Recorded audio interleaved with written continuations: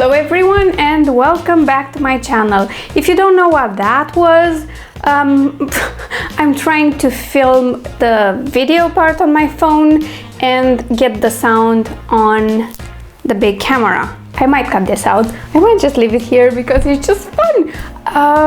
My name is Alina. I'm a fiction author and this is my author and writing and book stuff channel where I post videos about books and writing and generally managing your life as an author. So this video today is a bullet journal video, and for those I usually just don't do an intro. You just see me doing the bullet journal stuff and talking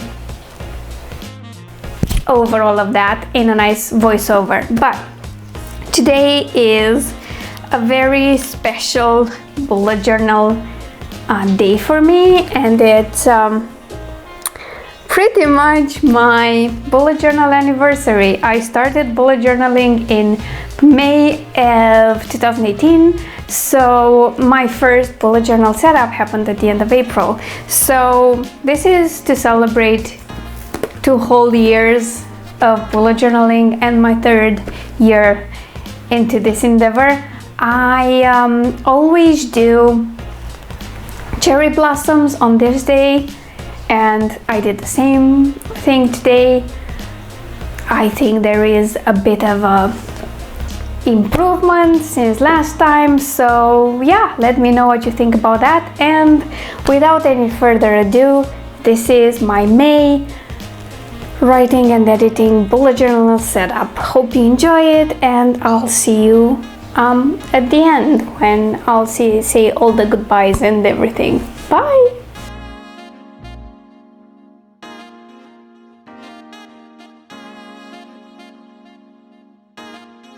Okay, so here we go. My 3rd attempt at doing a cherry blossom May spread. It's clearly tradition by now, and just to give you an idea of how I evolved over the years, I will insert the photo of all 3 attempts, and you'll see the differences between the first spread and the second and now the 3rd. I think this one is the coolest one so far because, you know, different skill set, better supplies. Last year's watercolor was done on not the best paper for it, so yeah. Because I went with this very pink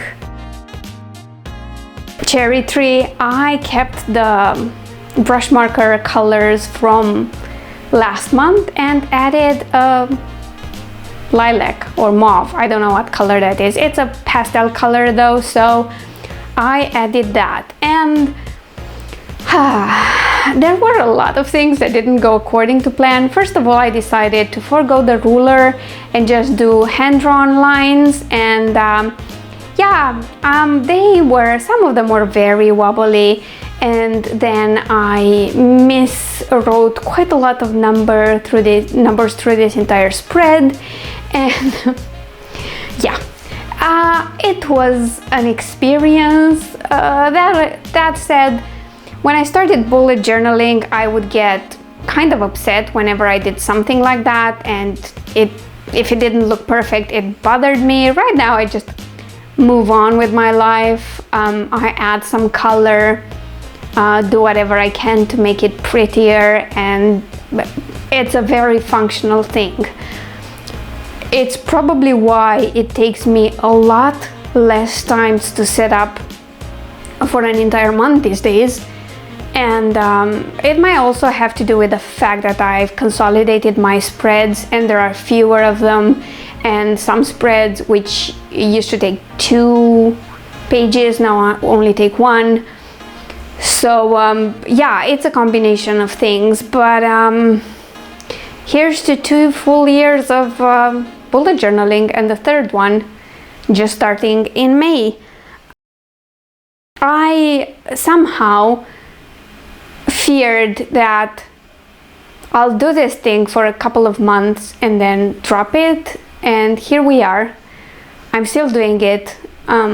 every day. I use my bullet journal a lot. I now have very detailed weekly spreads in there where I block times and I set tasks, and I use it to track a lot of things. What I no longer track in my bullet journal is my habits. My habits have been moved, so yeah, I have apps for those, but in terms of writing, editing, publishing social media content, especially on YouTube, and reading, the bullet journal has everything. Like, I'd be lost without it. I got used to this system, and it's become a part of my morning routine, which right now is wake up, walk RS, and then journal while having coffee or tea, depending on what I feel like having. And I first do the bullet journal thing, and I plan out my day, figure out how I'm doing throughout the week, and then I move to my regular journal, and that's the first hour of my day. And having this sort of custom tailored planner that fits my needs perfectly has been a tremendous help. It's easy to spot when I'm falling behind with my tasks, especially when it comes to editing and writing, because I have dedicated spreads for those. But overall, it's also a good motivator, because if I see too many blank pages that should have been filled with words written and pages edited, I feel like I should try harder, and I usually do. But I think going forward, I will probably need to overhaul my bullet journal and add some more things to track. I'm not sure yet, but I feel like my author life and author related gigs are becoming a bit different, and I want to track those too, but I'm not sure exactly how. And I'm talking about covers here because I design my book covers, and those take a lot of time.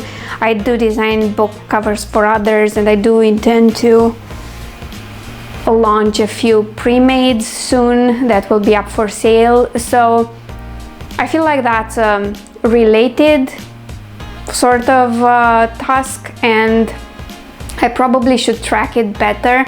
Right now I only use my productivity app to track the hours worked on it, but I might do something where I have a better visual idea of my progress, what's still pending, and what I should focus on first.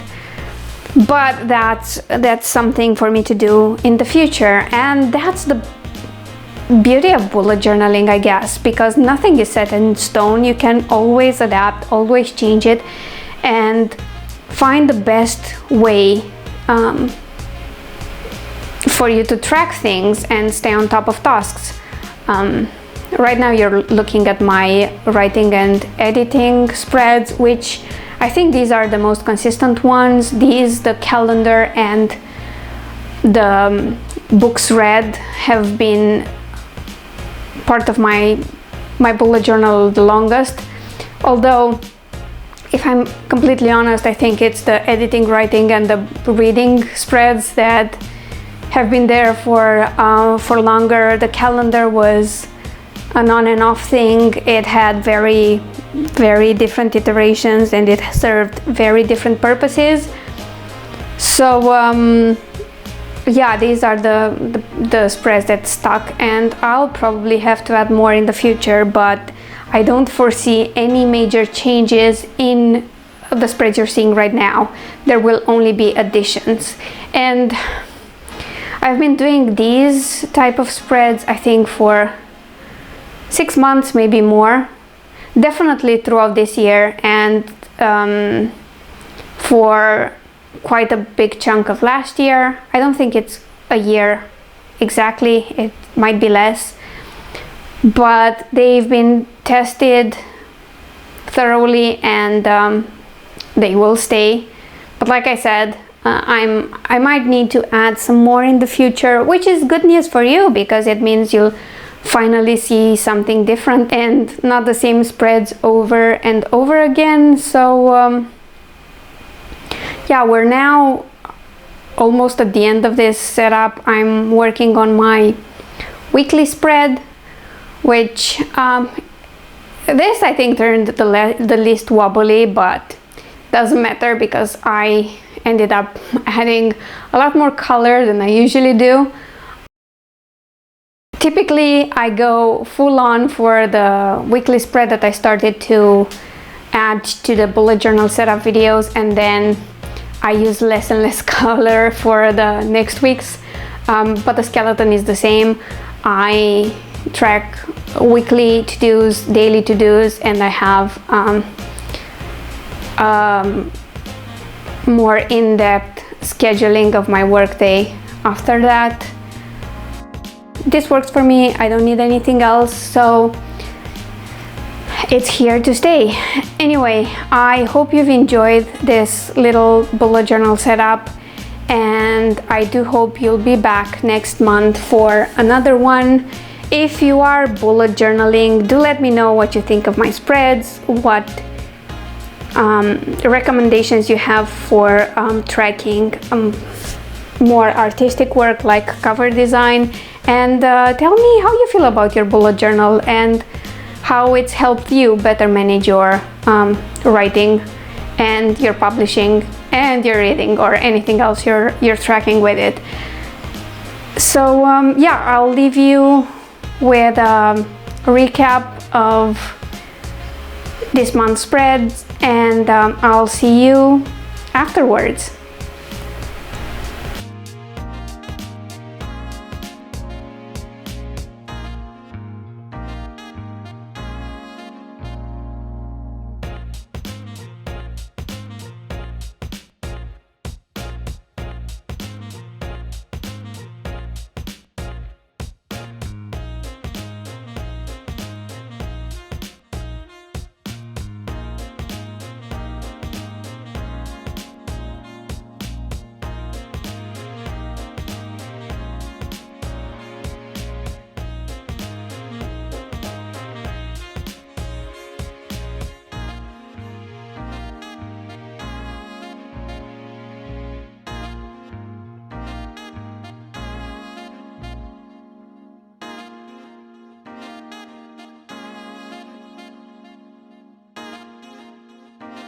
Thank you all again for being here for this very special video, and if anyone is thinking about starting a bullet journal, you don't need an actual bullet journal. You can just print dotted pages if you can't afford one, or there's nowhere that delivers to you right now in this troubled times. I, for one, am quite happy with how things are right now. In terms of managing my time using a bullet journal, and I'm really thankful for the many people who posted video content focusing on bullet journaling, because they inspired me not only to start bullet journaling but also to start doing more art, which is always very relaxing and inspiring for me. So if you're thinking of starting, start whenever you want. I started in May, like not even in the middle of the year, you know, like just 5 months in, I decided I wanted a bullet journal and I was not going to wait for the end of the year, and it worked out just great for me. I've changed how I approach it, what I use it for, but 3 years in and I'm still doing this every month, which is quite big. By the way, this is my third bullet journal. I had 2 more that are completely finished. This is my Lightroom, and I still have quite a, I don't know if you can tell, the lighter side is what I still have left. I'll get most of 2020 in this one. So yeah, that's all I had to say. Thank you so much for watching. Do subscribe for more authorly and bookish content and the occasional plan with me video that I do once a month. Not always, but I try to. And yeah, thank you so much for watching. Like, subscribe. Let's have a chat in the comments, and I'll see you all soon. Bye!